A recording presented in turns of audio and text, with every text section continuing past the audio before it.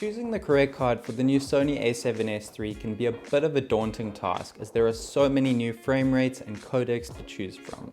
You will need to make sure you have the right card ready for the type of footage you want to shoot. This video is a detailed guide to help you choose which card is right for you and will guide you through what the different settings actually mean. If you would like to see a quick and simple version of this, Sony has already done that and you can see it in the description below. Before we talk about cards, let's talk about what the different codecs actually mean. The A7s III comes with 3 different codecs options. The first is XAVC-S, which comes in 4K and HD options. This is the same codec you'll find on many Sony cameras like the A7 III and A7R4 and uses H.264 compression. The difference with this codec on the A7s III is that it's now capable of recording in 10-bit or 8-bit options. Let's quickly go through the difference between 8-bit and 10-bit color. 8-bit color means there are possible 256 shades of red, blue, and green, which results in 16 million different colors. In contrast, 10-bit color means there are 1024 possible shades of red, green, and blue, which results in over 1 billion different colors. The two benefits of 10-bit are that you're less likely to get banding in your footage, and you will have more latitude when color correcting or grading your image.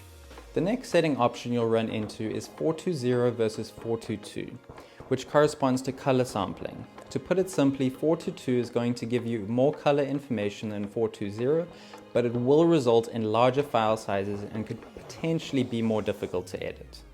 The good news is that the card you're using isn't going to affect whether you can use 8-bit or 10-bit color depths, or 420 or 422 color sampling within these codecs.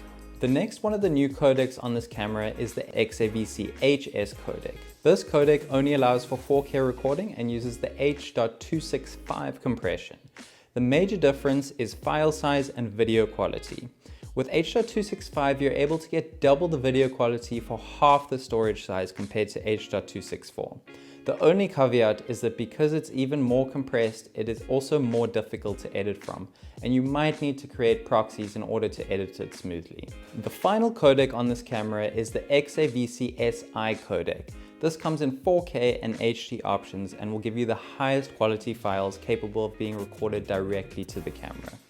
This codec still uses H.264 compression, but unlike the long GOP XAVC-S codec, it stores each frame individually rather than just storing the changes from frame to frame. Because it still uses H.264 and is less compressed, it's often the easiest of the 3 codecs to edit. The caveat with this codec is that it will result in larger file sizes, with the 4K 60 all-I recording at 600 megabits a second. If you use the S&Q mode on the camera, you will also be able to record up to 4K 120 FPS all-I at 1200 megabits per second and 1080p in 240 FPS at 890 megabits per second. Just remember there will be no audio recorded when using S&Q mode. The time to use this codec is when you simply want the best quality from the camera, but becomes particularly important when you're either recording a very busy scene with a lot of movement or very fine details within the frame. The all-intra codec is going to maintain these details better than both the HS and S codecs. Here's Sony to tell you about the different types of cards for the A7s III and what they can do. One of the unique things about the A7s III is that it's the first camera to use CF Express Type A cards in addition to SD cards. Both slots can take both types of cards, and you are able to record simultaneously to both slots for redundancy. You can use just one SD, one CF Express, 2 SDs, or 2 CF Express cards. You can even mix and match SD cards and CF Express cards. Just a note that if you're recording simultaneously to one SD card and one CF Express card, the recording settings will be limited to the speed of your SD card. SD cards come in 3 varieties, V30, V60, and V90. These denote the sustained write speeds of these cards.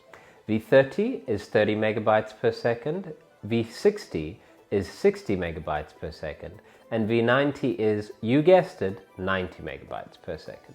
With the V30 cards, you are able to record 4K up to 60 frames per second in XAVC, HS, and S codecs. You will also be able to record 1080 up to 120 frames per second in S codecs. With the V60 cards, you are now able to record 4K at 120 frames per second in HS and S codec. If you move up to V90 SD cards, in addition to recording 4K at 120 frames per second, you are now also able to record in the all-intra codecs that the camera has to offer. This means that with a V90 card, you will be able to record 4K 60 in the XAVC SI codec, and you are also able to record 1080p at 240 frames per second in the S codec.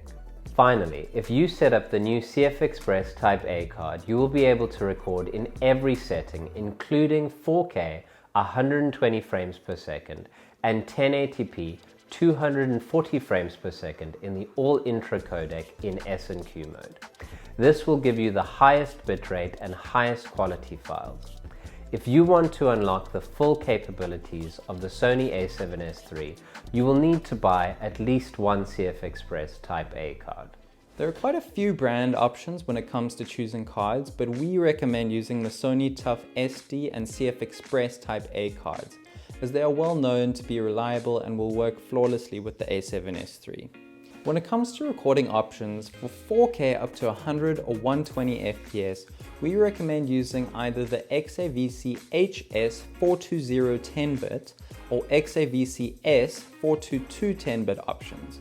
Both of these options will give you a very high quality image with file sizes that are easier to edit smoothly.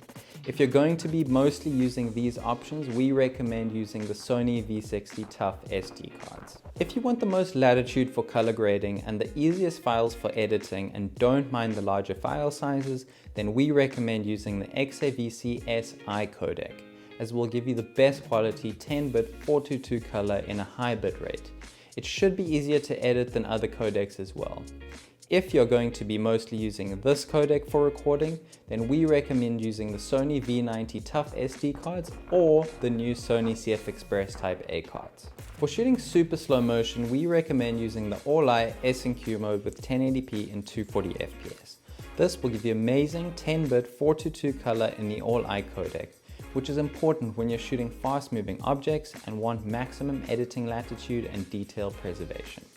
To shoot in this mode, you will have to use a Sony CF Express Type A card. We hope you enjoyed this video, and if you have any further questions, please leave them in the comments below and we'll be sure to answer them.